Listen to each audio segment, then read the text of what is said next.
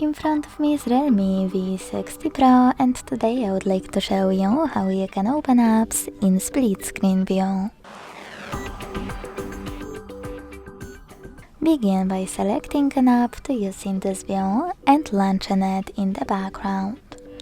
Then click on those three dots at the top right corner of it and select split screen. Now tap on the second app. As you can see now, I can use both at the same time.